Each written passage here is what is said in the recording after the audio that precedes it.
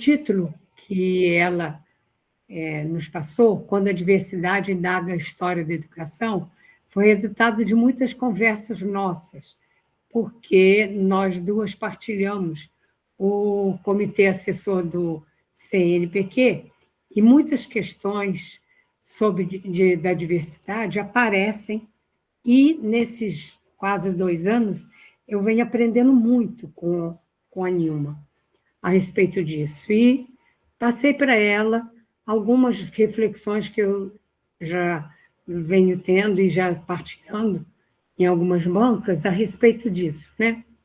Da história da educação e diversidade. Então, eu vou apresentar a professora Nilma Lima Gomes, cujo látis é muito extenso, consistente e variado, o que não é muito diferente dos convidados que nós temos e convidadas que temos trazido aqui no GPM, porque a ideia é realmente trazer pessoas com experiência e com bagagem. Então, esse látis muito extenso, eu escolhi alguns destaques que me parecem importantes para quem vai ouvi-la, e já que alguns elementos mais objetivos no látis são encontrados. Ela é professora da Universidade Federal de Minas Gerais, nesse momento. Eu escolhi destacar prêmios e honrarias que ela recebeu e que indicam a experiência que ela tem, principalmente como é que ela socializa essa experiência e como é que é consultora hoje de vários órgãos que se preocupam com a questão de diversidade. Olha, ela recebeu o prêmio Magda Soares de Pesquisa em Educação, pelo Núcleo de Assessoramento e Apoio da Faculdade de Educação da UFMG, em 2020, e eu tenho, particularmente, isso me chama atenção, porque a Magda foi minha co-orientadora do mestrado.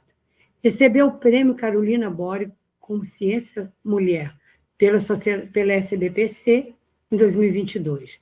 Recebeu a medalha Roquete Pinto de Contribuição à Antropologia Brasileira, concedida pela Associação Brasileira de Antropologia. A medalha Reitor Mendes Pimentel, pela sua contribuição ao UFMG. A medalha Ordem Municipal do Mérito Augusto César, concedida pela Câmara Municipal de Uberlândia. Placa Esperança Garcia pela AGU e Ministério da Igualdade Racial, pela atuação na garantia dos direitos da população negra no Brasil. Troféu Homenagem Antônio Nego Bispo. Referências contracoloniais, concedidas pela Associação Brasileira de Antropologia. Ordem Educacional do Mérito, concedida pelo Ministério da Educação, pelo reconhecimento de sua valiosa contribuição, com foco na educação antirracista, valorização da diversidade, políticas de desigualdade.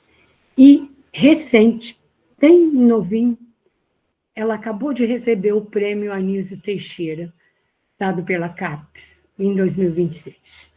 Além desses prêmios que mostram o respeito que a comunidade científica tem pela contribuição da professora Nilma, eu destaquei também que ela integrou a Câmara de Educação Básica do Conselho Nacional de Educação, foi ministra da Secretaria de Políticas de Promoção da Igualdade Racial e do Ministério das Mulheres e da Igualdade Racial, da Juventude e dos Direitos Humanos no governo da presidenta Dilma Rousseff. E eu também destaquei 2 livros que receberam indicação, foram classificados pelo Prêmio Jabuti. E, para mim, esses 2 livros me chamaram muita atenção.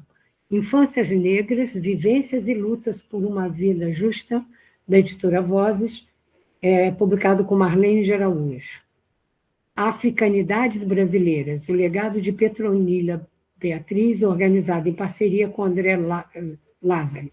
Os 2 mencionados e classificados nos diversos aspectos do Prêmio Jabuti Acadêmico.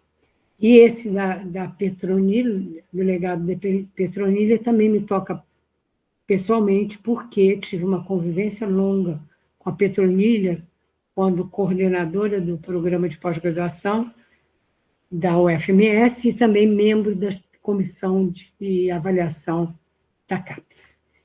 Então, essas informações, para mim, aumentam muito a expectativa da conferência. Por isso, eu passo imediatamente a palavra para Nilma. Muito bem-vinda. Muito obrigada, Eurize. Eu quero cumprimentar todas as pessoas que estão aqui presentes do GPEMES, agradecer a esse convite. Já tem um tempo que Eurize e eu temos conversado sobre essa possibilidade. Eu fiquei inicialmente surpresa pelo convite, uma vez que não sou do campo da história da educação, mas quando o Eurize me falou, me explicou mais sobre o grupo e sobre as pessoas que têm vindo, sobre essa abertura para o diálogo com outros autores, autoras, temas, eu fiquei muito animada, né, de poder participar, de trocar reflexões. Então, eu me organizei, assim, eu fiz um pequeno texto que eu vou fazer uma leitura dialogada com vocês. Tentei olhar um pouco a história da educação que eu estudei, da forma como ela veio, como eu fui apresentada a ela. Depois eu fui desenvolvendo nesse meu texto o que eu acho que a diversidade, quando colocada como uma questão, né, para o campo, o que ela pode nos indagar para fazer com que a gente avance mais e construa práticas cada vez mais interdisciplinares entre os nossos diferentes campos. Então, é isso que eu preparei e quero novamente agradecer a Eurize pela confiança, pelo reconhecimento, pelo carinho. É muito bom fazer a parceria com ela no CA do CNPq. Bom, então vamos lá. Eu começo com uma pergunta, que, óbvio, ela é uma pergunta que nós sabemos que seria quase que impossível a resposta, mas ela é muito mais para a nossa reflexão. A pergunta que eu começo é: se alguém pedisse agora para que nós contássemos a história da educação do Brasil em alguns minutos, quem apareceria nessa narrativa? E quem ficaria de fora, sem que a gente sequer percebesse, talvez? Então, essa minha pergunta, ela diz respeito a uma afirmação que todas nós e todos fazemos, que é dessa não neutralidade da educação, de um modo geral, e da educação enquanto ciência. E, além dessa não neutralidade, nós sabemos que ela é construída por escolhas. Mas o problema, eu penso, no caso da história da educação, não é só o que sabemos sobre a história da educação, é o que muitas vezes nós aprendemos a não ver, a não enxergar. Talvez a nossa narrativa sobre a história da educação em poucos minutos, provavelmente recorresse a um repertório relativamente estável que a gente tem, né? Nós poderíamos falar sobre instituições, sobre reformas, sobre sistemas escolares, sobre revistas, inevitavelmente sobre autores e autoras que se tornaram referências incontornáveis para nós e que sempre vamos citá-los e citá-las no campo. Talvez também nós poderíamos discutir sobre várias possíveis fontes, né? Os documentos oficiais, os arquivos escolares, a imprensa pedagógica, a literatura, as fotografias, demais fontes iconográficas, plantas arquitetônicas, cultura material, fontes orais, manuais, tratados de historiografia educacional. E também poderíamos falar dos depoimentos orais, das memórias, das entrevistas, com docentes, com estudantes, com pessoas outras ligadas à educação, que viveram um determinado período, poderíamos falar em diários, em autobiografias, etc. Então, eu acho que esse gesto, que pode ser aparentemente simples, ele pode revelar algo importante, né? Que a história da educação, como um campo importante para nós, ela não é, claro, eu estou falando com vocês que são pesquisadoras desse próprio campo, ela não é um conjunto de fatos organizados no tempo, ela não é isso, né? Ela é também uma construção, né? Marcada por escolhas, marcada por recortes temporais, recortes temáticos, e como toda construção, e como todo recorte temporal ou temático, é passível também de silenciamentos. E nesse ponto, quando eu penso na diversidade, eu também penso a diversidade como uma construção. Eu já falei em outros momentos que a diversidade, na minha perspectiva, é uma construção que é histórica, que é social, que é cultural, que é política, das diferenças, diferenças essas que não são apenas aquelas que nós vemos a olho nu, mas aquelas que nós fomos ensinados e ensinadas a ver como diferenças.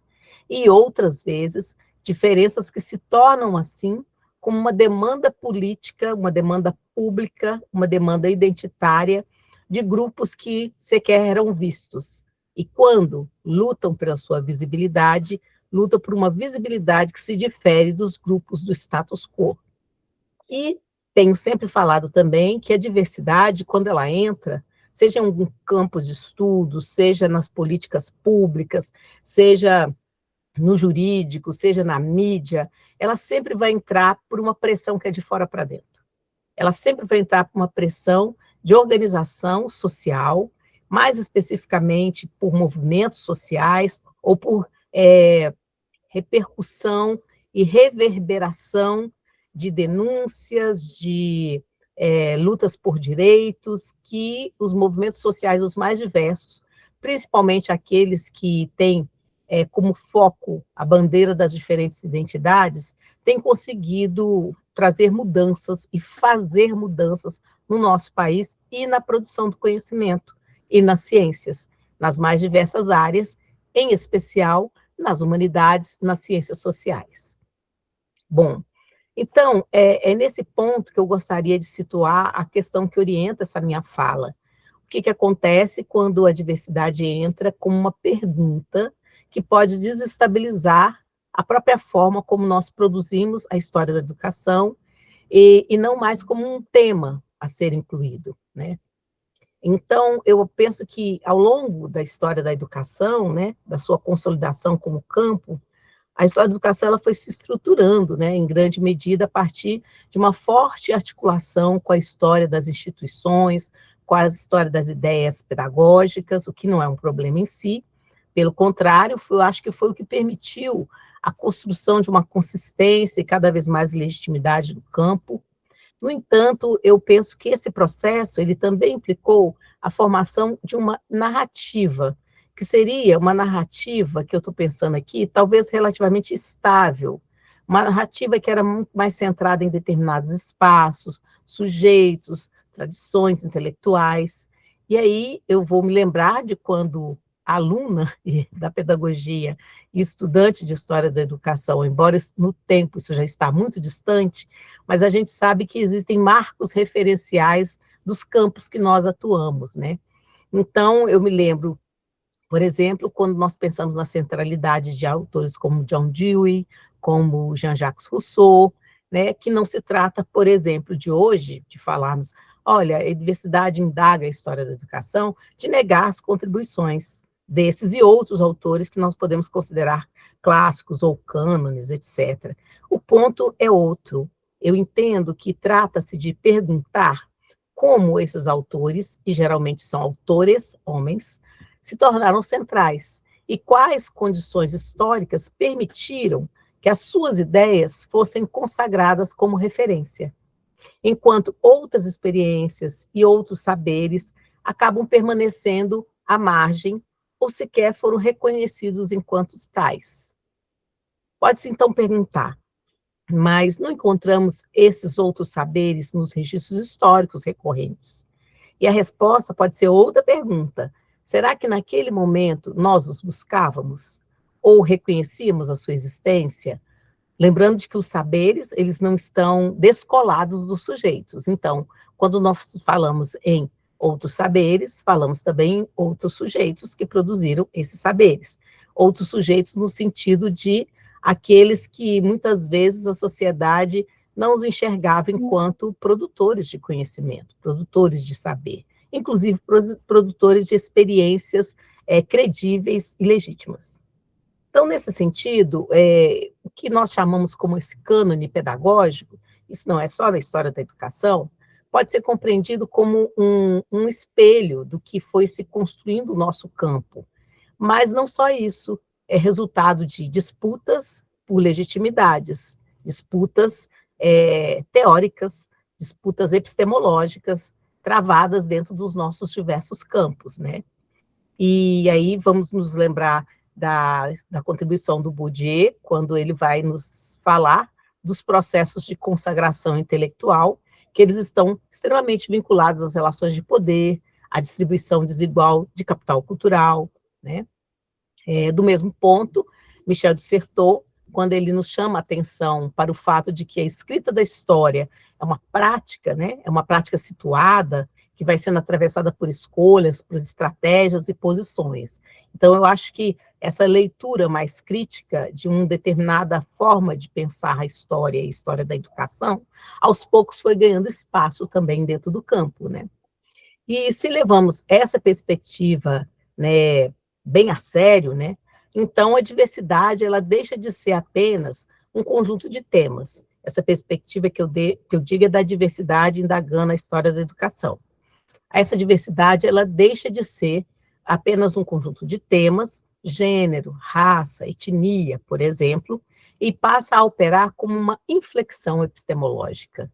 Ela pode nos instar a rever não apenas o que estamos estudando, mas como estamos estudando. E eu acho que pode ser aí um deslocamento e que pode ser observado de algumas formas, né? Em primeiro lugar, no nível das fontes. A história da educação, tradicionalmente, apoiou-se de maneira significativa nos documentos institucionais, nas legislações, nos relatórios oficiais, manuais pedagógicos, e até hoje são importantes fontes, mas penso que a incorporação de outras perspectivas tem levado à valorização de fontes que talvez não fossem consideradas centrais, principalmente na época em que eu estudei, né? Os relatos orais, que hoje têm ocupado cada vez mais um espaço importante, as memórias e as práticas culturais, né? As práticas culturais, arquivos pessoais, mas eu quero dizer muito mais de uma ação prática dos sujeitos que fazem a educação, que fazem a história da educação acontecer, e que não estão necessariamente nas instituições, mas estão na sociedade também fazendo história e história da educação. E nesse ponto, eu penso que a mudança que vem se instalando, né, tem sido uma compreensão, principalmente, da história oral, como não um complemento, mas como uma forma de acessar dimensões da experiência que escapam, por exemplo, aos registros oficiais. Mas não é a história oral somente daqueles e daquelas que passaram pela instituição formal da educação, mas eu tenho sido chamada para algumas bancas de história da educação, por exemplo, em que se analisavam práticas culturais de movimentos sociais, práticas culturais de sujeitos lutando para reverter uma determinada perspectiva histórica da educação e que hoje trazem elementos importantes para a gente pensar esse século que nós vivemos, ou apagamentos, ou formas outras de ver as pessoas e a sua diversidade em tempos passados, interligados à educação. Então, eu penso que também, num outro ponto, né, em segundo lugar, eu acho que há um deslocamento que diz respeito aos sujeitos da própria história, né?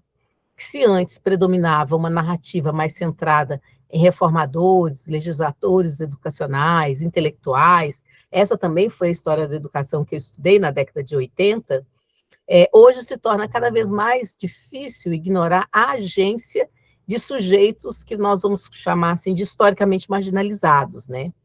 E a perspectiva de Thompson nos ajudou muito quando ele enfatizava a experiência e a ação dos grupos subalternos, entre aspas, né?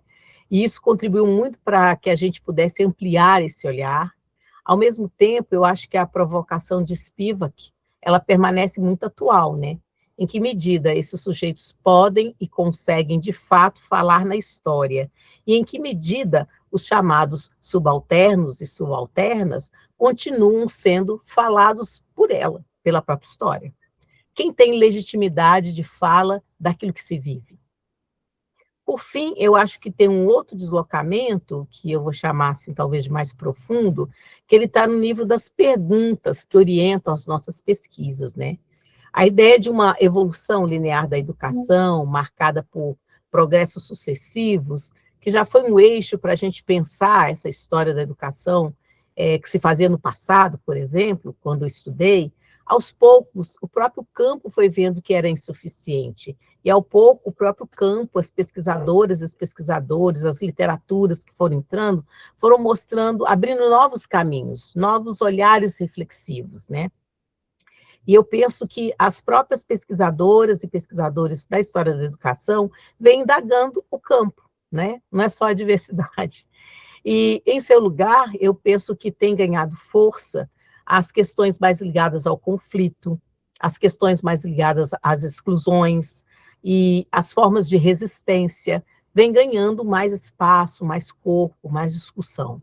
E a diversidade, nesse sentido, ela introduz uma, que eu vou chamar assim, de uma descontinuidade, talvez, um deslocamento, né, também, na narrativa progressiva que durante muito tempo estruturou algumas leituras do campo. Não todo o campo, mas algumas leituras dele. E eu acho que esse movimento, ele nos leva a reconhecer que uma tensão, né, que atravessa a própria história da educação. De um lado, a educação ela é frequentemente associada à ampliação de direitos, à democratização do acesso ao conhecimento, à formação de sujeitos e sujeitas autônomos, e, de outro lado, ela também pode ser compreendida como um dispositivo de normalização, de controle, de produção de hierarquias, né? E aí a análise de Foucault, ela é fundamental para nos ajudar ao evidenciar, por exemplo, como que as instituições como a escola participam da constituição de corpos disciplinados e saberes regulados.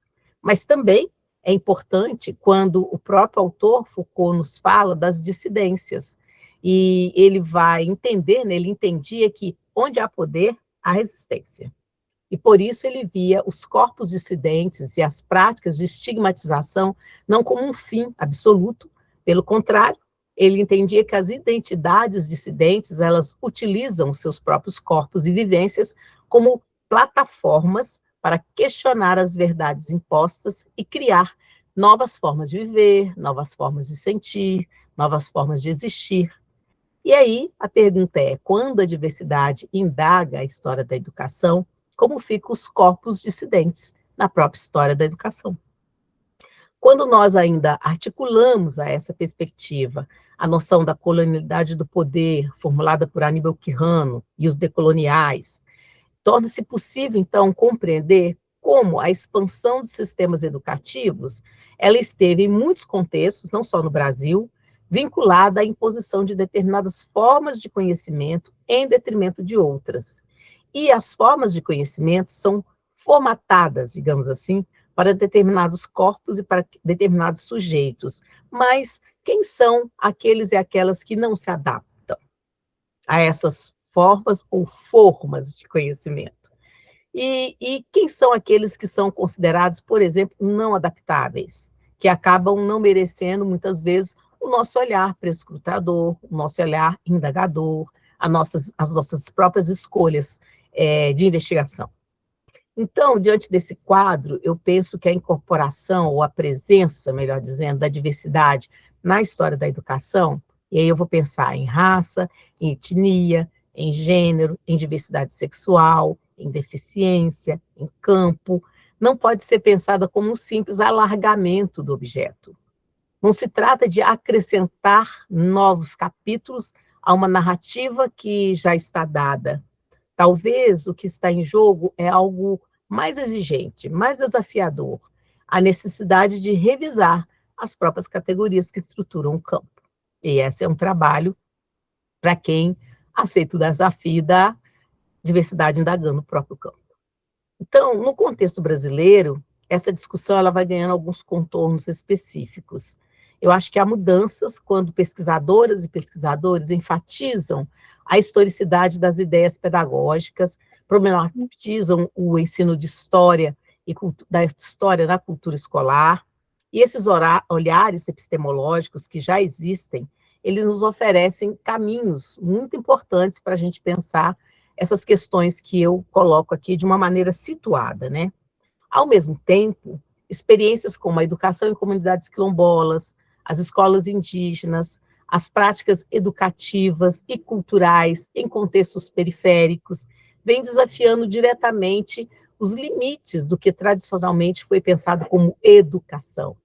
Por isso, podem nos levar a repensar a própria história, a história da educação, indo para além das instituições ou trazendo como mais centralidade aos outros espaços e práticas que são também educativas e onde essa educação acontece. E eu acho que, então, nesse sentido, nós somos desafiados também a entender que essas experiências e esses sujeitos dissidentes, muitas vezes, não são marginais por natureza, mas foram historicamente marginalizados, né? Pelas próprias formas como nós organizamos o conhecimento e muitas vezes como narramos os nossos próprios campos, né? E reconhecê-los implica não apenas mas aceitar que eles tensionam e, em muitos casos, desestabilizam as categorias que nós comumente usamos. E é nesse sentido que eu quero retomar aqui minha pergunta inicial, ou que dá título a essa minha fala, quando a diversidade indaga a história da educação. O que está em jogo, na minha perspectiva, não é apenas uma demanda por inclusão. Trata-se de uma experiência de se deixar levar por uma mudança de olhar, uma mudança de foco, uma mudança de perspectiva e de postura investigativa. E isso nos leva, talvez, certamente, nem talvez, isso nos leva certamente a rever, indagar o cânone, a revisão de fontes, a outras e novas perguntas, e talvez o mais difícil, uma mudança de postura de quem pesquisa, abrindo-se para o que a realidade social nos tem dito ou nos disse, e entendendo que determinados sujeitos e categorias que antes poderiam não ser considerados como parte dos nossos estudos ou dos estudos do campo da história da educação, sempre estiveram presentes no processo histórico da educação brasileira, seja tensionando a educação formal, seja apartados dessa educação formal, seja construindo educação em outras práticas, e que também são importantes para entender como muitas vezes, não só de forma paralela, mas muitas vezes de forma tensionada, projetos e concepções de educação foram sendo gestadas e gerados ao longo da nossa história e até hoje. Até hoje nós temos projetos, concepções muito diversas que se tensionam, que se enfrentam muitas vezes de educação no nosso país. Bom, sendo assim, o que eu penso que essa abertura para essa realidade social, para entender esses sujeitos e essas categorias, é um olhar diferenciado e talvez uma forma de produzirmos conhecimento no século XXI, né? Nesse sentido, eu acho que reconhecer a ciência que nós produzimos, que como um campo que não é neutro, mas que é um espaço de disputa, ainda merece mais produção, mais reflexão feita por nós. Às vezes nós falamos isso e todo mundo assente com a cabeça, mas nem sempre nós entendemos bem o que está sendo disputado, quem está disputando, quem a sociedade, entre aspas, permite disputar. E eu acho que produzir conhecimento histórico, que é algo tão importante, que todas e todos nós produzimos, nesse contexto, vai envolver necessariamente lidar com os limites que temos nos nossos campos, que a tradição dos nossos campos tem, mas não como algo que nos impeça de caminhar, mas que aguce a nossa reflexão. Então, talvez o desafio, mais um que está sendo colocado para nós, não seja apenas o de escrever histórias mais inclusivas, mas o de produzir uma história da educação capaz de reconhecer aquilo que, durante muito tempo, ela própria não foi capaz de ver. E isso, longe de enfraquecer o campo, pode ser justamente o que o tornará mais rigoroso ainda. e essa mudança de olhar, essa mudança de postura que a diversidade traz quando ela nos indaga, ela pode ser entendida como um convite, como uma provocação, ou como ambos, um convite e uma provocação. E importa indagar se, ao olharmos a educação do ponto de vista histórico, produzimos um conhecimento sintonizado com a dinâmica do nosso tempo atual. O nosso tempo, hoje, ele traz muitas outras indagações para todos os campos da ciência e da educação, para que ela se sintonize, sim, com esse tempo de hoje, mesmo quando ela estuda o passado. Porque, aos poucos, nós temos, na produção do conhecimento, a presença de sujeitos oriundos de coletivos diversos que trazem para as pesquisas, né, indagações coladas na sua vivência, na forma como pensam a instituição, escola, e na forma como pensam outras instituições que também educam, e na forma como os saberes que produzem, que eu entendo que muitas vezes são saberes que emancipam a gente, e a eles e elas, e as experiências vividas também, por eles e por elas, podem nos ajudar a formular outros problemas, outras problemáticas. Então, quando a diversidade indaga a história da educação, eu penso que ela nos desafia a compreender as histórias de quem foi educado para obedecer e não para falar, e não para narrar, educado para não levantar a sua voz. E mais, as insurgências que esses sujeitos, essas sujeitas, e as práticas culturais, e as práticas de resistência que realizavam, os ajudava a se contrapor a esse ordenamento do silenciamento, ou esse ordenamento de estar fora do centro, de estar fora do eixo. Então, a pergunta é: quais fontes, então, nós poderíamos buscar? Ou como trabalhar com outras fontes, ou com as mesmas fontes, de outra forma? São as questões que eu quero deixar aqui para a nossa reflexão. Quando a diversidade, então, indaga a história da educação, ela nos traz uma perspectiva interdisciplinar para o campo, uma virada para o campo, e eu entendo que vai ser uma virada decolonial, ao olhar a própria história da educação e como estão nela presentes padrões de poder, padrões de ser, padrões de saber, como os decoloniais já nos mostram. E eu sei que a perspectiva interdisciplinar nem sempre ela é muito aceita por alguns setores da história, da educação, por alguns pesquisadores e pesquisadoras, mas ao adotá-la, né, não significa perder o foco central, na minha opinião, não. Significa dizer que, para melhor compreensão histórica, o diálogo com a antropologia, com a sociologia, com a filosofia, ele pode nos ajudar a produzir um conhecimento outro, um conhecimento de uma história da educação em diálogo com, e uma outra narrativa histórica. E é mais provável que assim consigamos dialogar mais com a diversidade. Então, o que está em jogo, né, com essa discussão da diversidade, história da educação? É que a diversidade não é uma inclusão decorativa, ela é reconstrução da narrativa, é ampliação do foco, é inserção de outros sujeitos como protagonistas da história, é buscar fontes não hegemônicas, os saberes e os sabores que constroem a nossa educação e a nossa sociedade. O desafio não é colocar mais vozes, né, diferentes na mesma história, é aceitar que talvez a história que narramos, ela precisa ser outra.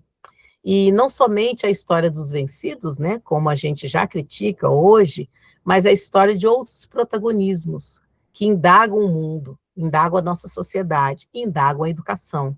Outros processos, outros sujeitos, narrativas, registros, iconografias, entre outros, que vão além do que nós usualmente conhecemos e trabalhamos.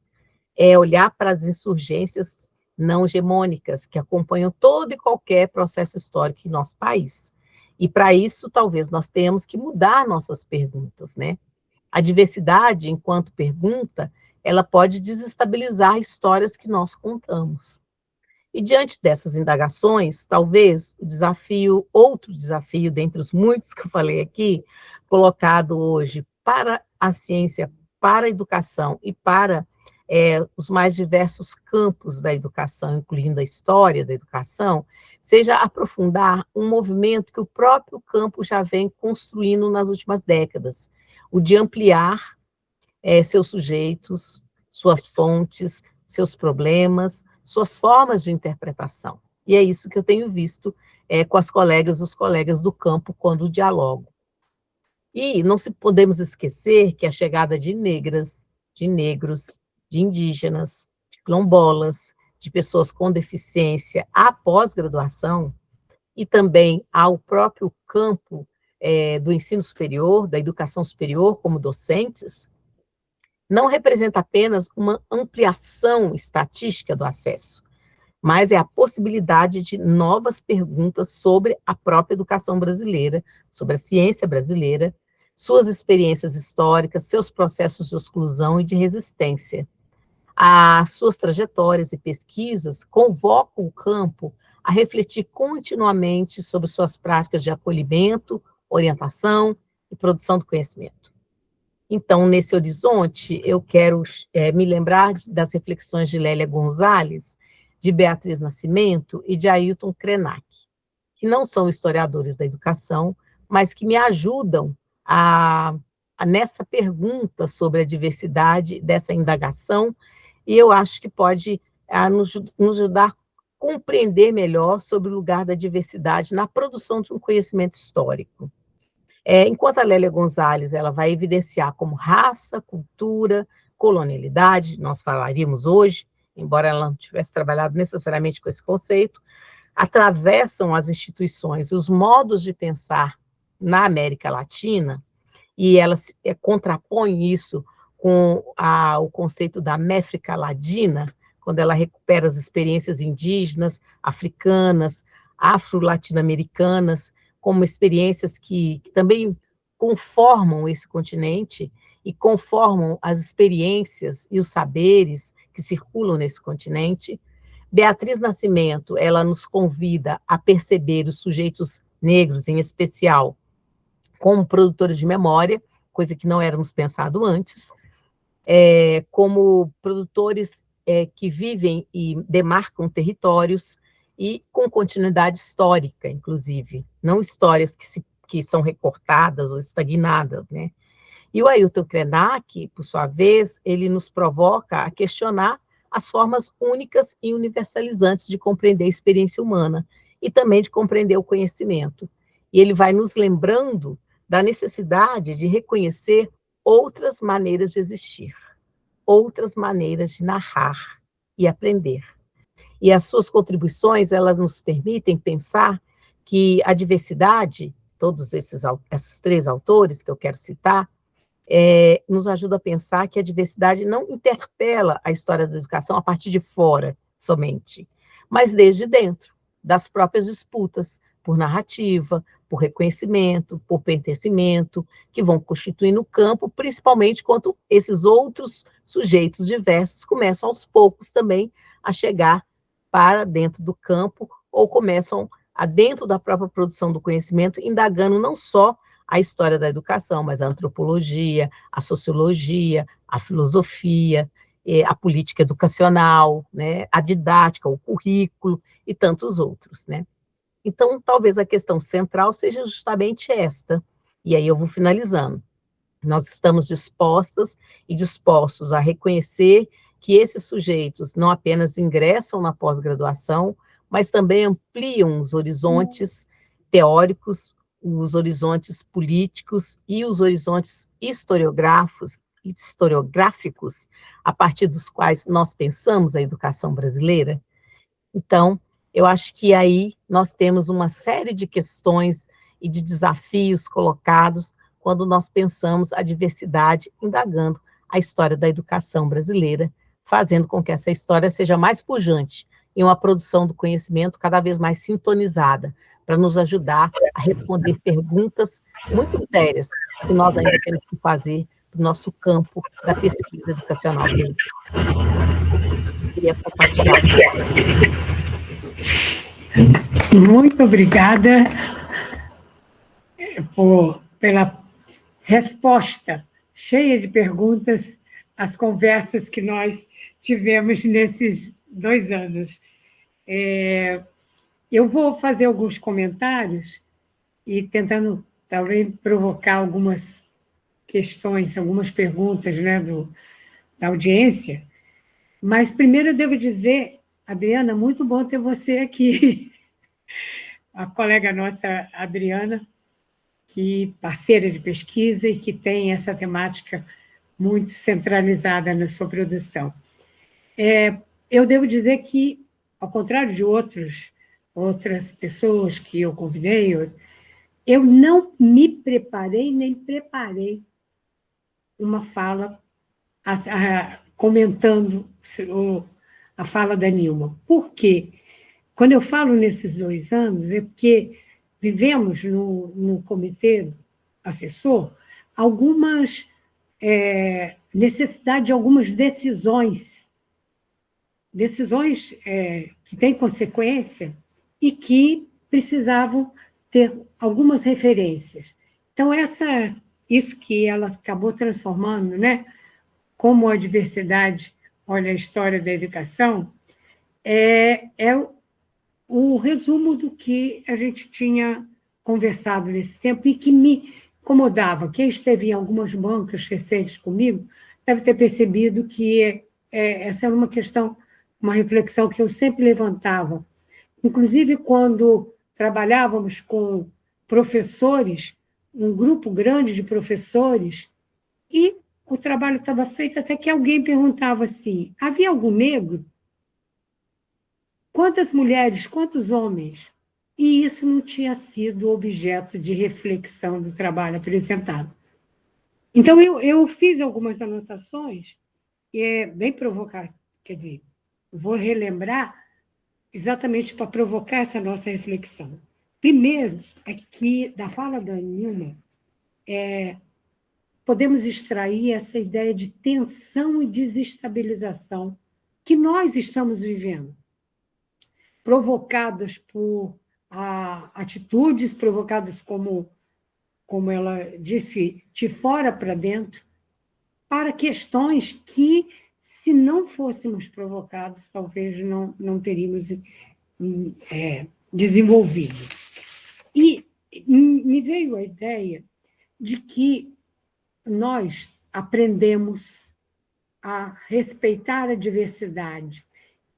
Quando eu me lembro de livros, novelas de televisão, peças, que a gente diz que hoje a gente não aceitaria, mas que não era nem questionada algumas décadas atrás, nós aprendemos isso, a respeitar, ou melhor, estamos aprendendo. Mas isso não significa, ou melhor, não reflete necessariamente um conhecimento adquirido, nem uma produção de conhecimento. Para mim, essa é uma das tensões. Um outro elemento é que nós vivemos com a ideia de cotas, né, bônus, em que parece que a gente é demandada a aplicar um conhecimento, a aplicar, ou melhor, tomar uma decisão que implicaria num conhecimento que muitas vezes nós não temos, porque não temos essa prática. Aqui, uma outra que eu anotei é que me parece que as nossas lentes de historiadores precisam ser especializadas. Você tem que... Eu me lembro que houve uma época que a gente tinha óculos que trocavam as cores, várias cores. Nós precisamos colocar essa questão nas nossas lentes quando estudamos todos os objetos de investigação da história. Parece que essa é uma das questões. E que é extremamente desafiador. É tensão, é desafio o tempo todo. E eu acho que eu tentei passar para a Nilma muitas vezes nas nossas conversas isso, como é que isso está sendo um desafio que a gente não estava conseguindo assumir. E aí, a outra questão, o Christian vai provavelmente lembrar, porque amanhã com a turma do Christian, nós temos uma aula em que eu vou trabalhar sobre fontes. E essa questão das fontes, da diversidade que hoje, né, a partir do chamado movimento Nova História, em que novos objetos, novas fontes, novos sujeitos apareceram, me parece que essa é uma possibilidade para enfrentarmos. E me lembrei de um artigo que eu li, em que, a partir de um quadro que havia na escola, era um quadro de madeira com as fotos dos formandos num determinado ano, e essa pessoa trabalhou a diversidade, ou melhor, trabalhou assim, aqueles que na foto pareciam negros, e esse foi o trabalho. E que talvez uma outra historiadora ou historiador poderia não perceber isso. Me parece que essa é uma das questões. As fontes podem nos ajudar aos desafios. E quando eu estou falando de fontes, eu penso nas fontes orais, principalmente, porque não há muitos escritos a respeito disso, né? Me veio agora uma lembrança de um livro que eu li quando eu tinha 15 anos, Quarto de Despejo, de Carolina de Jesus, e que provocou uma impressão muito forte em mim, e levantou questões e me fez ir para uma determinada formação, em que ela descreve uma vida que nós, de classe média, não tínhamos ideia. Então, hoje, os sujeitos, os relatos da Carolina Jesus, me parece que é um único da época. Se você pensar em décadas, não há nenhuma outra produção das pessoas que vivem a situação de discriminação, de exclusão da sociedade. Atualmente, a gente aumentou muito, e eu concordo com a Nilma que o fato do acesso de pessoas diversas ao curso superior trouxe isso, e principalmente aqueles que estão produzindo conhecimento como pesquisadores. E, nesse caso, essas cotas e bônus têm trazido, a gente tem percebido, né, o relatório último do Comitê Assessor do CNPq mostrou umas mudanças, ou melhor, tendências. Serão mudanças, ainda só a história que poderia nos dizer. Então, para mim, mais provocação, mais desafio, resultado do trabalho da Nilma, que atendeu muito ao que estava me incomodando nessas questões, nesses 2 anos de CNPq. Então, agora, eu vou abrir para perguntas, e já vi que Christian ou Cíntia, vocês podem observar, porque eu perco um pouquinho. Eu já vi que a professora Adriana Pinto professora, sim, ela que está na sequência, professora. Então, Adriana. Isso. Bom, boa noite a todos. Vocês me ouvem? Sim. Então, eu queria, estou até emocionada aqui, professora Nilma, já digo por quê até, mas quero cumprimentar e parabenizar a professora Kênia, a professora Alessandra, a professora Eulise aí do GPMs pelas iniciativas sempre altamente intelectualizadas aí, que contribuem muito para a formação, né, nossa na história da educação em especial, que é o nosso lugar aqui do coração. E, professora Nilma, é uma alegria ouvi-la e vê-la, embora eu tenha me atrasado, porque eu me confundi um pouco com o horário. Eu quero só registrar que os seus escritos são base para o meu projeto de pós-doutorado. Eu saio para o afastamento agora em julho. Ler o Movimento Negro Educador foi para mim um divisor de águas na minha vida como mulher né, descendente de grupos afrodiaspóricos, como diz a minha supervisora, a professora Cíntia Diallo.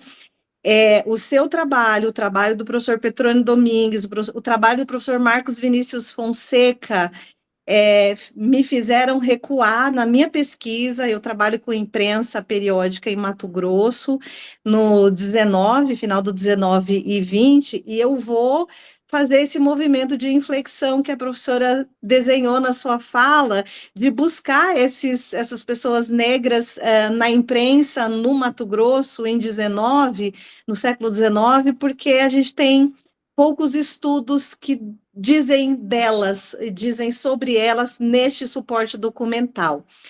E aí eu gostaria, dentro do possível, do tempo, evidentemente, de ouvir a professora falando de como é que eu levo a ideia de diversidade para o século XIX e trago uma resposta histórica para o século XXI, com base nessa documentação. É isso. Muito obrigada mais uma vez pela acolhida, professora Eurize, né, sempre aqui no meu coração, e os demais colegas também, meus cumprimentos. Nilma, com você. Se vocês quiserem fazer assim, mais de uma pergunta, De estou vendo que três, tem né, três professora? Pois é. Christian tenho e Wagner. Tem Christian e tinha uma outra pessoa. Christian? E o Wagner. Isso. Wagner. Uhum. Boa noite a todas as pessoas. Professora Nilma, uma alegria te ouvir. Nunca tinha tido essa oportunidade. Muito obrigado, achei muito interessante. E acho interessante como você trouxe um panorama do campo da história da educação, sobre as fontes, os temas que são produzidos no campo de conhecimento. Eu fiquei com uma reflexão que a professora Eurize falou ao final, que é a questão de como algumas fontes possibilitam escrever uma história e observar essas contestações, resistências por parte de grupos que são e que foram marginalizados. Eu fico pensando na questão da utilização da literatura como uma fonte assim interessante para a gente mobilizar e compreender algumas questões, para além de observar somente elucidações, mas indícios mesmo de contestações, resistências. Fiquei pensando nessa questão quando a professora Eurize falou da Caroline Maria de Jesus, porque estou pensando alguns elementos na tese com Clarice Lispector, então eu observo como a Clarice ela observava esse elemento da mulher como sujeito, uma protagonização. Então, fiquei pensando nessa questão. Obrigado. Wagner?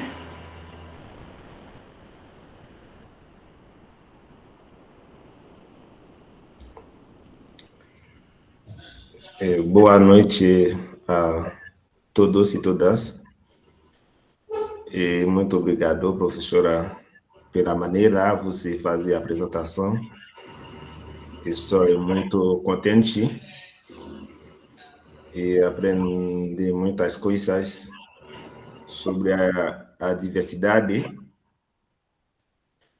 E gostaria de fazer uma apresentação, uma pergunta. Você disse a diversidade é uma construção. E quando você disse a diversidade é uma construção, acho que uma construção social, economia, financeira. Ontem eu fui uma experiência aqui no Brasil. Eu fiz uma legião aqui no Brasil. Eu pude fazer uma identificação ao nível da desigualdade. A desigualdade economia social em todos os níveis. Eu sou haitiano. Meu país também tem muitas desigualdades. Desigualdade em todos os níveis. Tem pessoa que tem muito, tem pessoa que não tem nada. Minha pergunta tem dois grandes filósofos, c'est Marx e Engels. E Marx, ele tem texto, livro, que se chama Ideologia Alemã. E nesse livro, ele escreve que a consciência dos indivíduos está relacionada à sua condição materiais de existência. Como esta perspectiva pode nos ajudar a compreender a desigualdade históricas de acesso à educação entre diferentes grupos sociais e raciais. Uma pessoa que não tem nada, uma pessoa que vive muito pobre, como ele pode deixar, como ele pode ter outras maneiras de viver, se ele não tem nada? Porque o status que você falou tem todas as coisas. Ele tem o poder, ele tem o financeiro, ele tem todas as coisas. Como nós podemos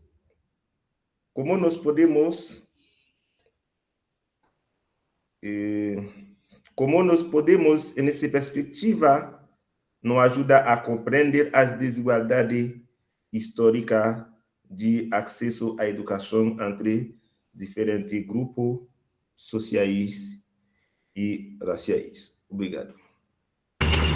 Podemos fechar com essas três? Podemos. Nilma, só um minutinho. Eurísio, o seu fone dá interferência. Eu não sei se você está com duas telas ligadas, mas quando alguém fala e o seu está ligado, ele dá uma interferência. Quando você não estiver falando, deixa ele desligado, por favor. Sim. Até hoje ninguém descobriu por que acontece isso, mas que certo. acontece. Bora lá. Bom, vamos lá. Bom, Eurísio, muito obrigada pelas pontuações que você fez. Que bom, que eu acho que a nossa conversa aqui trouxe reflexões para a gente pensar juntas e para o campo também. Muito obrigada, eu anotei todas as suas considerações, para mim, muito importante também. Me lembrei, eu não sei se é esse livro, mas me lembrei da pesquisa da professora Maria Lúcia Miller, que ela trabalhou com professoras negras na Primeira República, e ela trouxe as imagens dessas mulheres, né, das normalistas, né? Estou achando que pode ser ela, e que aí ela destaca as mulheres negras normalistas daquele período, e aí faz toda uma pesquisa, vai atrás para saber quem eram essas mulheres e tal. Não sei se é esse a partir de um quadro, mas me lembrei dessa pesquisa no campo da história da educação, que é muito marcante quando ela fez esse estudo sobre as professoras negras nesse período, me parece que é a Primeira República que ela pega, que é um livro interessante de se conhecer, né, para quem deseja aprofundar mais esse olhar, né, sobre a diversidade, sobre o diverso. O quarto de despejo realmente hoje é um ícone, né, para quem atua nessa luta contra o racismo, há muito tempo, na educação, ela era já muito lida por nós, mas eu sou daquela geração em que a Carolina Maria de Jesus, ela era desconsiderada, inclusive, como literatura, né? Ela foi alçando esse lugar, depois trazida pela leitura de escritoras e escritores negros, ativistas do movimento, mulheres negras, e hoje nós vemos Quarto de Despejo sendo livro preparatório para vestibular, para provas, etc., realmente é muito forte pensar isso, e aí também fazer toda uma relação com o que o racismo faz com a produção dos sujeitos e das sujeitas que vivem na pele a experiência do ser negro, do ser negra, né? É uma deslegitimação do saber construído, porque é construído por determinados sujeitos da sociedade que são desconsiderados do lugar de produtores de conhecimento e produtoras de conhecimento. Eu me lembro que eu dei o quarto de despejo para minha mãe ler. E ela até gravou um videozinho no Instagram dela falando sobre o livro e recomendando. E é interessante quando você fala assim de uma realidade que a classe média não vive, né, não conhece e tudo mais. E quando a minha mãe leu o livro, e ela, acho que leu o livro assim em 3 dias, porque o que aprendeu justamente foram as experiências comuns de pobreza, de luta, que ou ela assistiu na família, ou algumas delas que ela viveu na infância e via a mãe dela vivendo.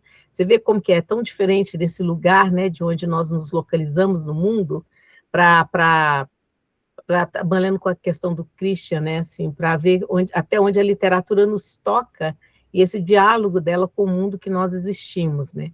Até hoje, nós temos aqueles e aquelas que trabalham com a literatura pensando somente o cânone, que desconsideram o que a Carolina Maria de Jesus produziu, no caso, como literatura. Há uma tensão, sempre vai haver uma tensão quando a diversidade chegar em qualquer espaço já construído, já estabelecido, sempre vai haver.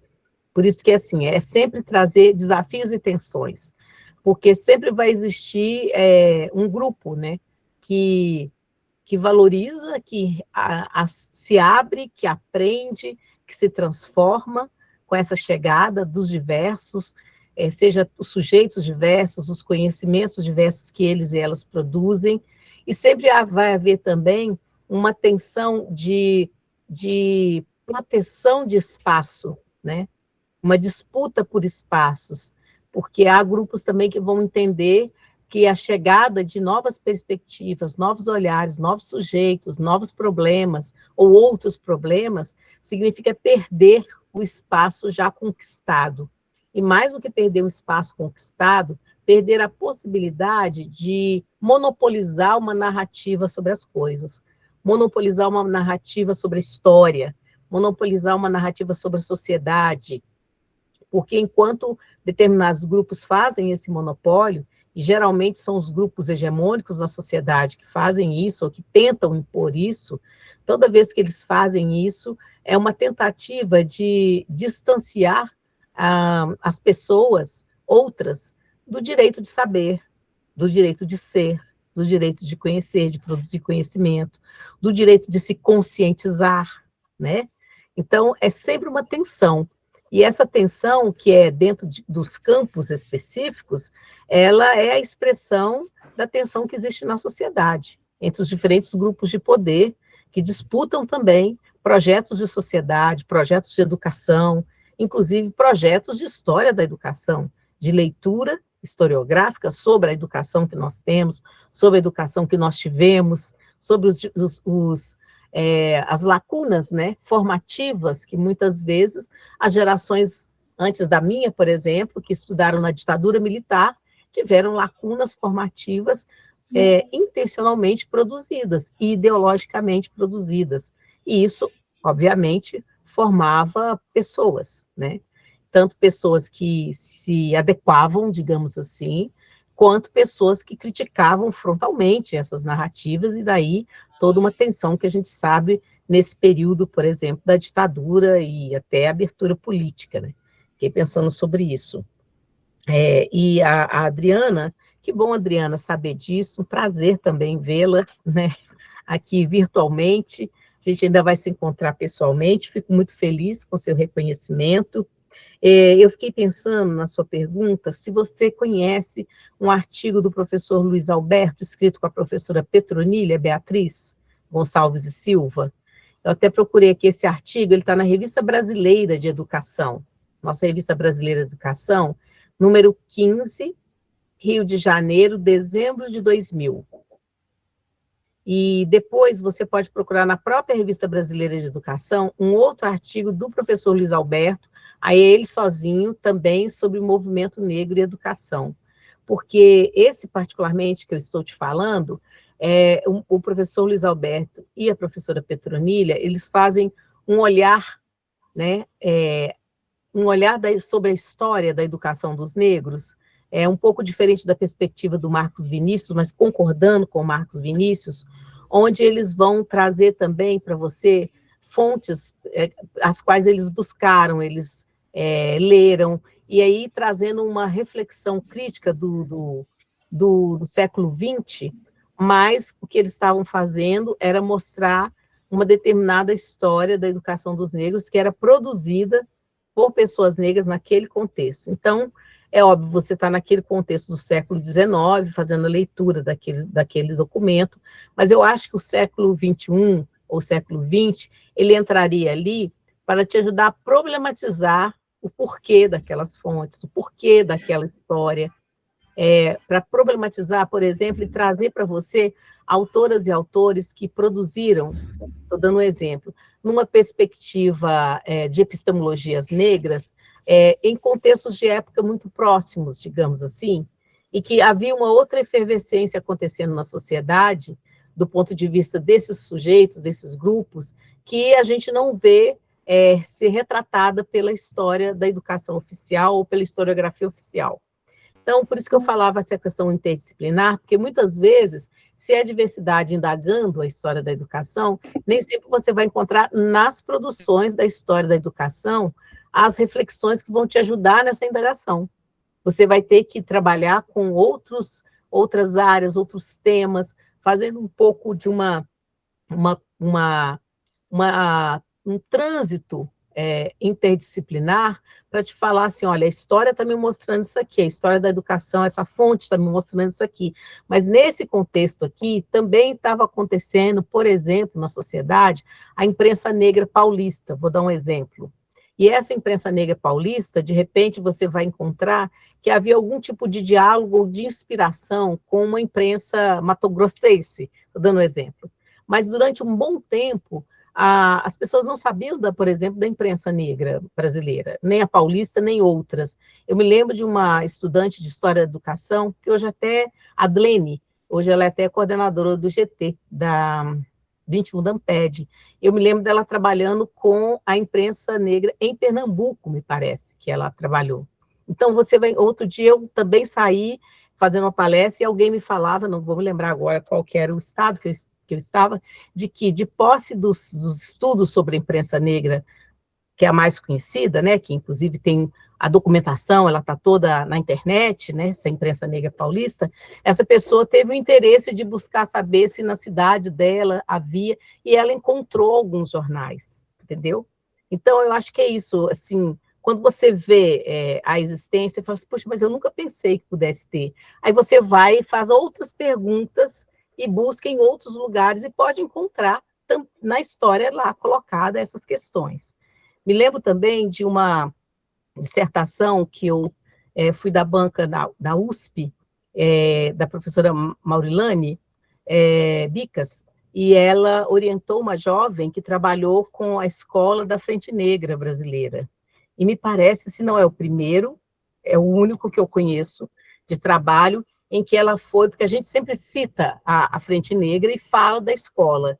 E essa professora, ela buscou nos arquivos conhecer um pouco mais sobre o que foi essa escola. E tem muita coisa ainda para ser descoberta, entendeu? Será que a gente também não teria outras escolas assim, que também aconteceram em outros lugares do Brasil, com uma presença de ativistas negros? E é interessante porque era ativistas negros lidando com o Estado, lidando com pessoas brancas na ordem de poder do Estado. Isso muda muito a nossa perspectiva. Eu lembro que eu fiquei muito encantada quando eu conheci esse trabalho, né? Então, você vê, de uma foto da Escola da Frente Negra, que tem, ela foi fazer uma busca para entender que escola ela quer. Agora, se você pegar aquela foto, tem tanta pergunta que a gente poderia fazer ali, do ponto de vista da história da educação, poderia dar tantas outras pesquisas, mas aí você vai ter que buscar, talvez, em outros arquivos, em outros lugares, entende? Você talvez tenha que buscar, por exemplo, nas memórias de integrantes da Frente Negra, né? Acho que a maioria já está falecida, mas tem alguns que deixaram diários, tem parentes, sabe? Uma escavação mesmo, né? Que a gente vai poder trazer outras leituras, outras perspectivas, e eu fico pensando Hoje, quando nós temos nas nossas universidades um processo que é decorrente das ações afirmativas, nós vamos ter mais pessoas negras, vamos ter quilombolas, vamos ter indígenas, vamos ter pessoas trans, aos poucos vão chegando, não é isso? Eu penso que trazer estudos como esse para um diálogo em sala de aula é muito importante também nesse processo de reconhecimento de si ao longo da história, né? Porque eu me lembro que quando eu estudava na pedagogia, eu não me reconhecia, não parecia que tinha algo da minha pertença étnico-racial no contexto da história da educação, a não ser a negação da escola, né? E aí vem o Marcos Vinícius Fonseca e nos traz toda uma outra discussão da presença negra ao longo da história da educação, a questão no Império, depois na República, e aí ele pega fontes que talvez outros colegas nossos também já tenham trabalhado com essas fontes, mas as perguntas que ele vai fazer são outras perguntas, por isso outras respostas, entende? Então, eu acho que é isso. Às vezes, se a gente olhar para fontes que nós já temos e fazer a pergunta para essas fontes do lugar da diversidade, nós vamos ler essas fontes diferentes, olhar essas fontes diferentes, fazer outras buscas que complementem, né, a interpretação dessas fontes de forma diferenciada. Nós vamos poder colocar outras perguntas, por exemplo, se nós estivermos trabalhando com história oral. É isso que eu fico pensando que pode nos enriquecer e enriquecer os nossos campos. Então, acho que é isso. No caso concordo com o Christian em relação à questão da literatura, né? E já até, acho que eu te respondi um pouco na resposta anterior, né? E eu acho que é isso, assim, a procura desses indícios de contestação e resistência é muito interessante para nós.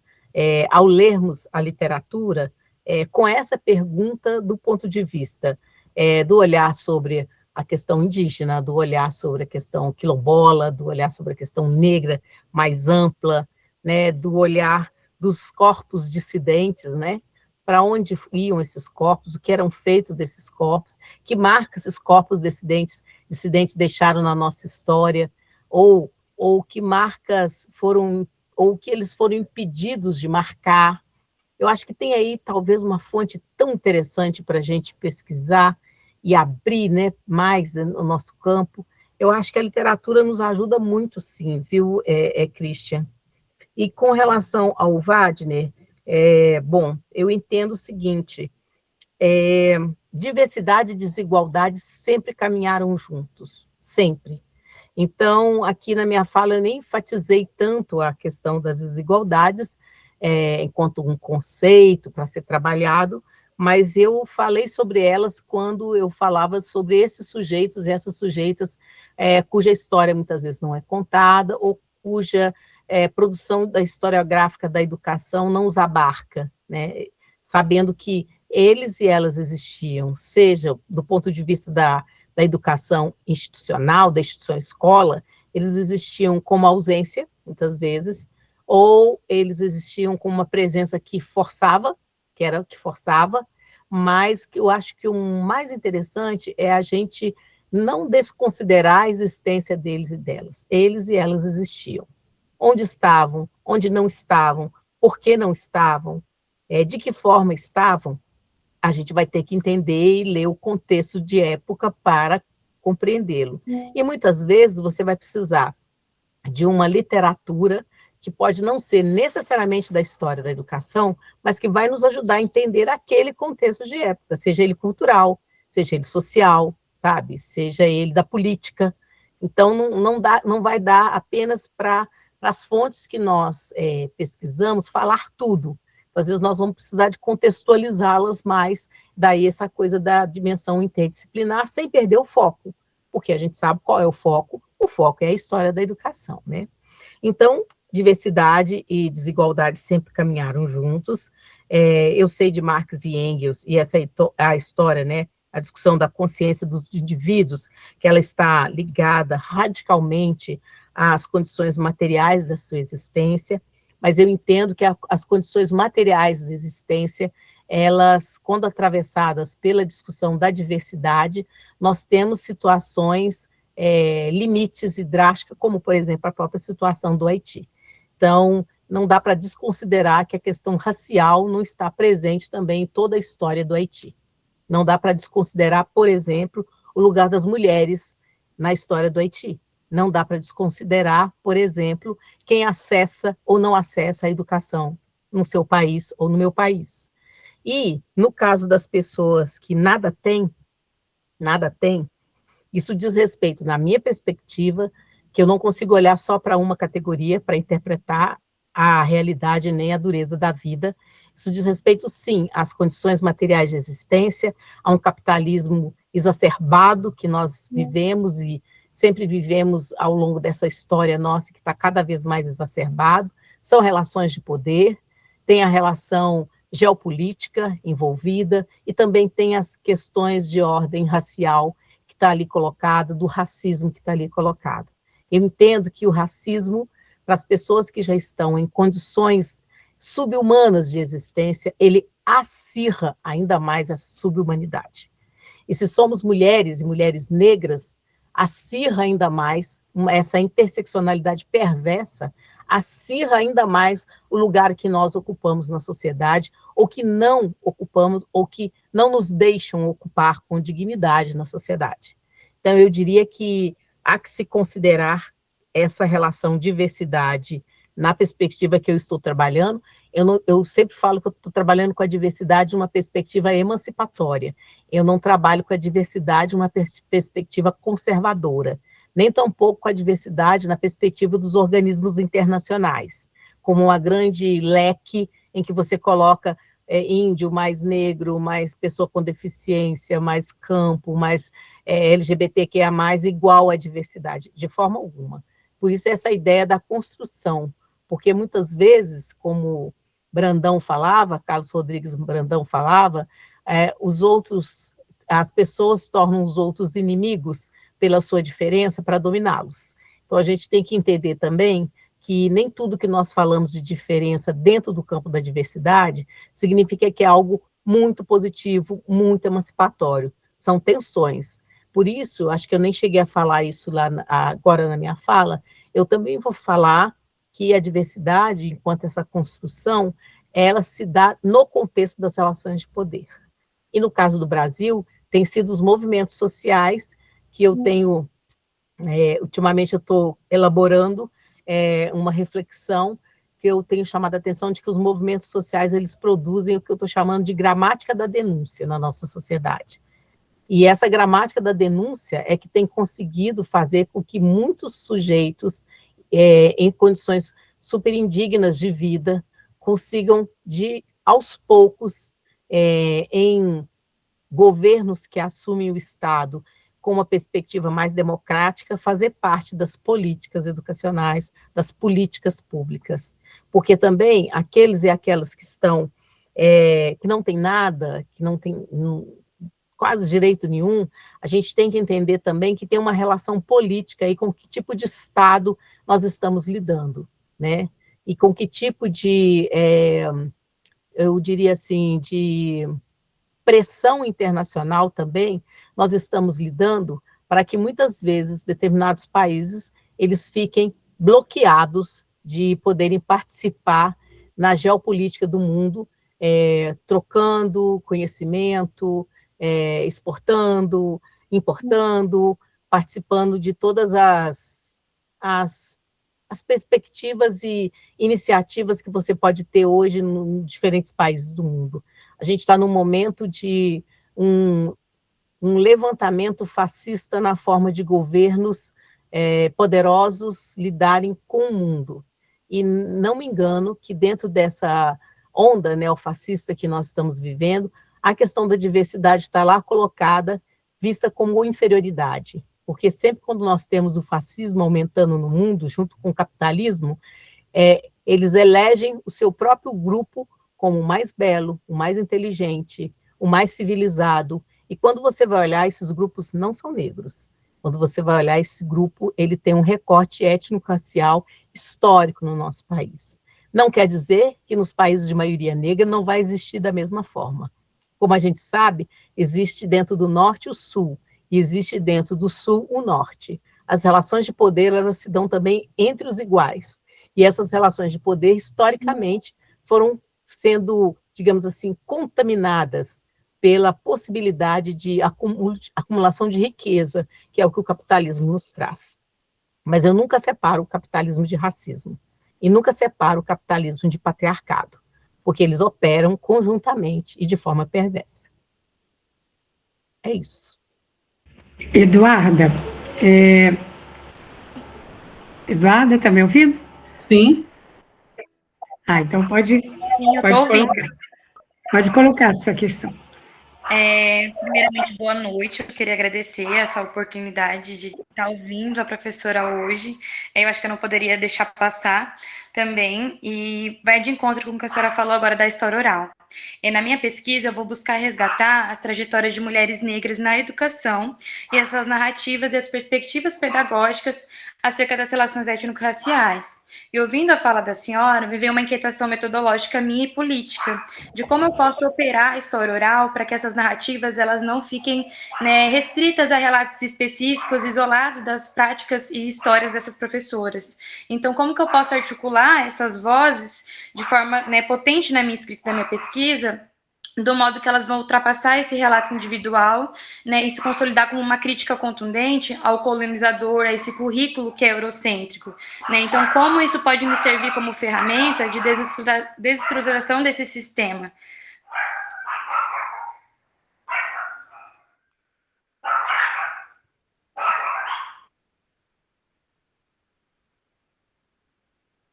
Mais alguma pergunta para responder em bloco também?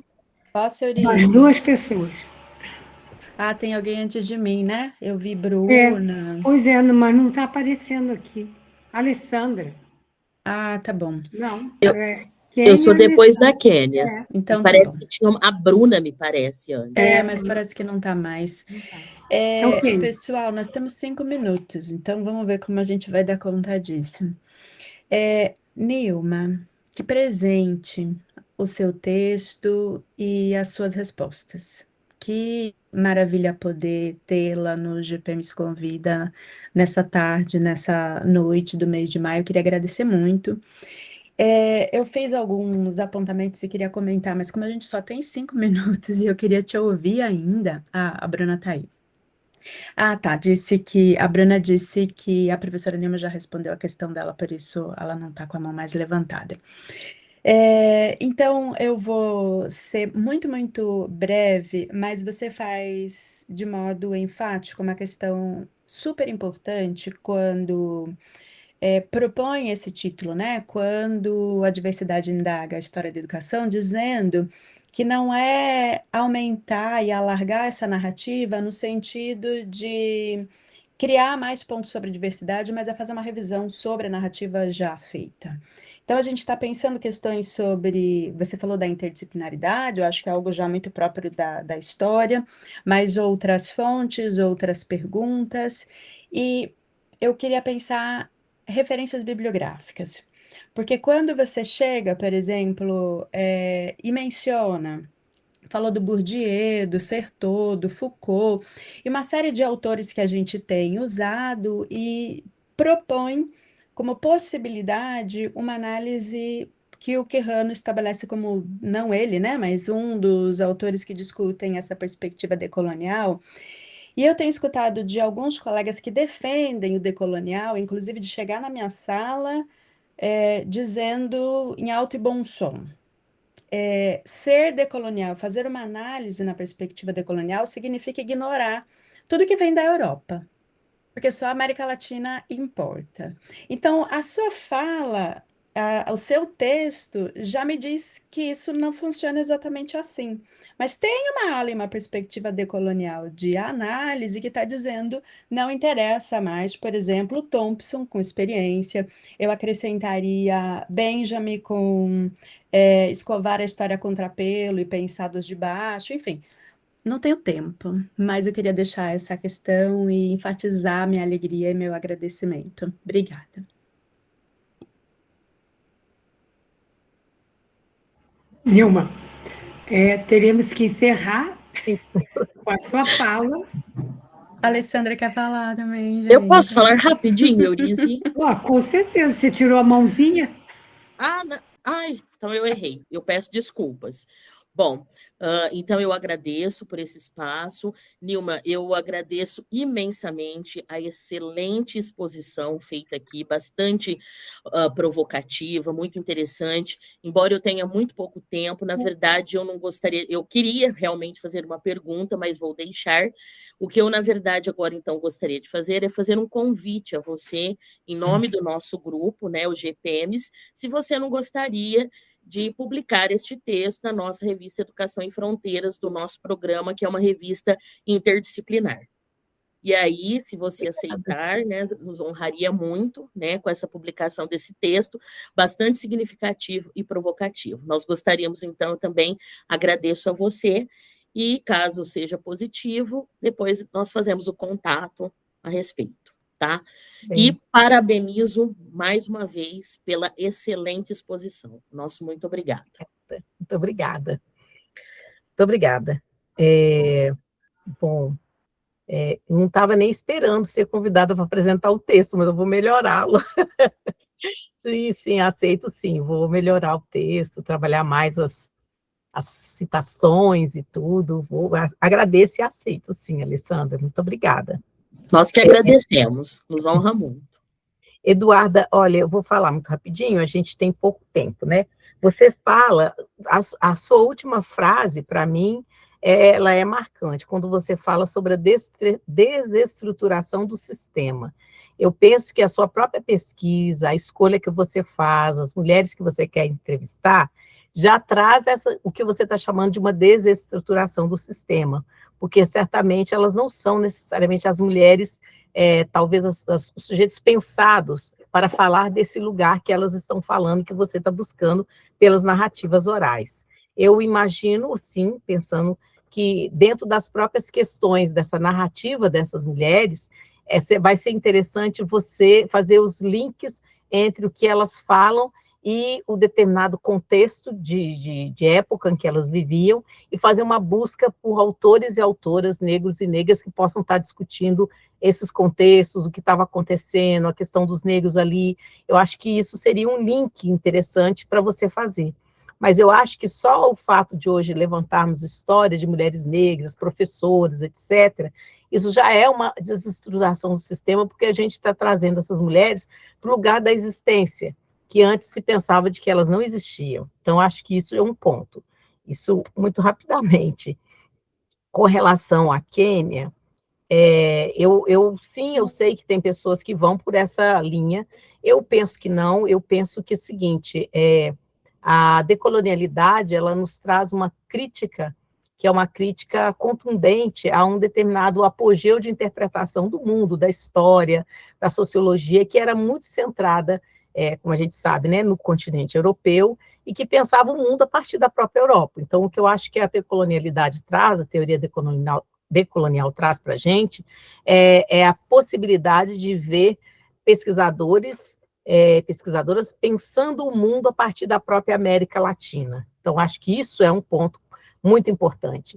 Então, é algo que não é igual, mas se assemelha um pouco ao lugar de fala, não no sentido estereotipado, que as pessoas criaram em torno desse conceito que as feministas trouxeram, mas de pensar que, sim, você está posicionado num lugar, e esse seu posicionamento no lugar te ajuda a enxergar esse contexto, essa história, de uma outra forma, de que quem pode pensar brilhantemente para fora do seu contexto, mas não tem como, o lugar que se está falando, que se está produzindo conhecimento, é outro. E aí você pode encontrar, inclusive, lacunas, você pode encontrar silenciamentos, visões que não são as visões as mais adequadas, mas o que eu respeito é a produção de uma teoria crítica no mundo.